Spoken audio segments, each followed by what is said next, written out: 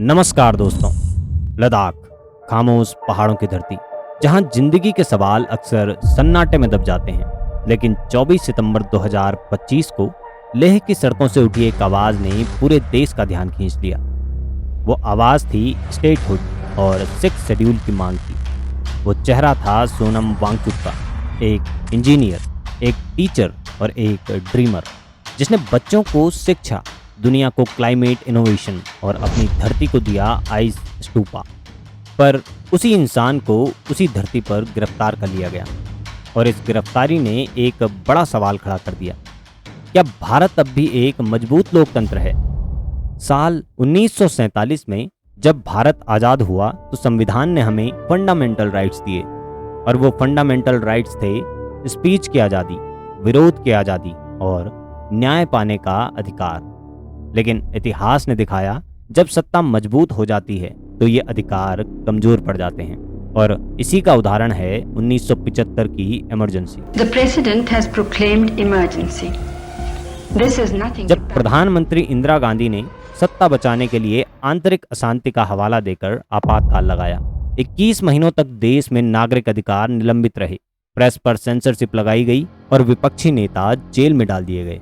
और ये घटना हमें एहसास कराती है कि लोकतंत्र कितना नाजुक है, और जब सत्ता सेंट्रलाइज्ड हो जाती है तो सबसे पहले कुर्बान होती है जनता की आज़ादी।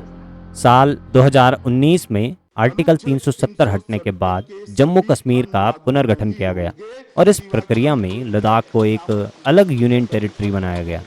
यहाँ लोगों को उम्मीद थी कि अब उन्हें अपना हक मिलेगा, अपनी असेंबली होगी और ट्राइबल स्टेटस के जरिए उनकी संस्कृति और जमीन सुरक्षित रहेगी।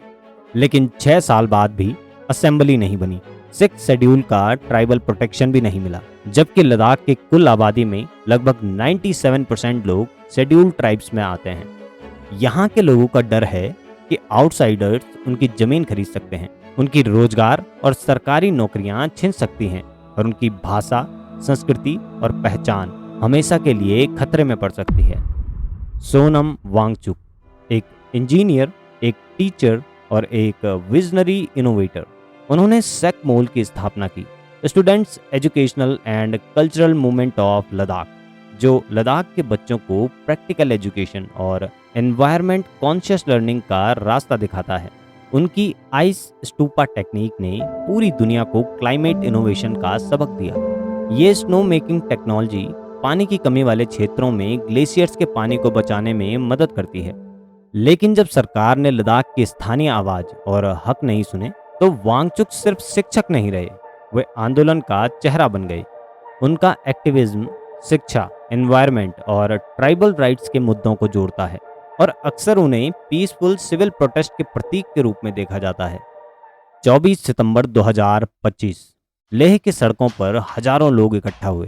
उनकी मांगें साफ थी कि लद्दाख को स्टेटहुड मिले और सिक्स शेड्यूल के तहत ट्राइबल प्रोटेक्शन लागू किया जाए। शुरुआत में प्रदर्शन शांतिपूर्ण था, लोग पर्चे और बैनर लेकर मार्च कर रहे थे और अपनी आवाज़ को लोकतांत्रिक तरीके से सुनाना चाहते थे। लेकिन दोपहर तक स्थिति बदल गई।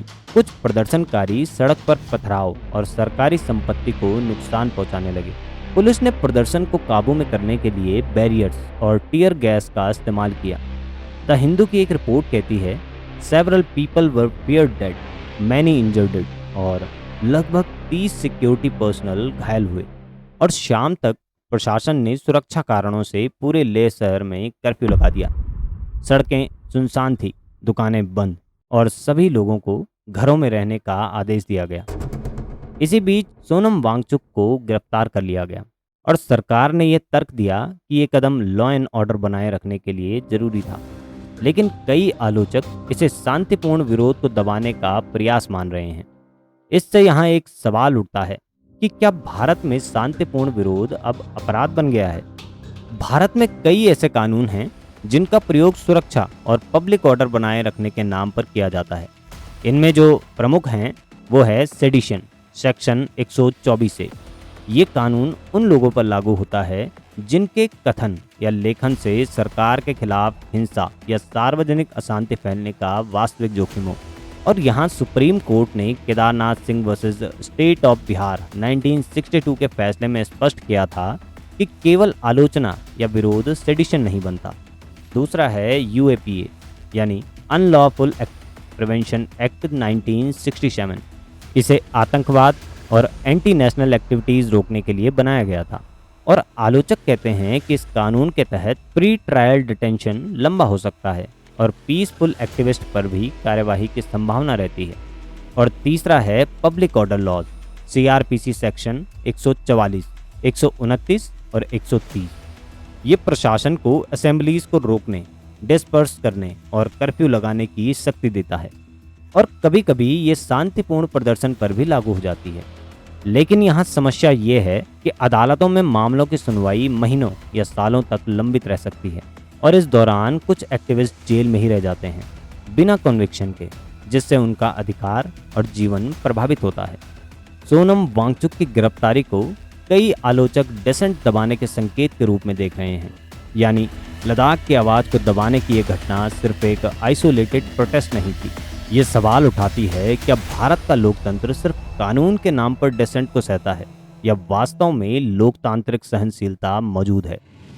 भारत दुनिया का सबसे बड़ा लोकतंत्र है, लेकिन अंतर्राष्ट्रीय आकलन कुछ और ही कहानी कहते हैं। फ्रीडम हाउस की freedom in the world report 2025 कहती है कि भारत पार्टली फ्री देश है।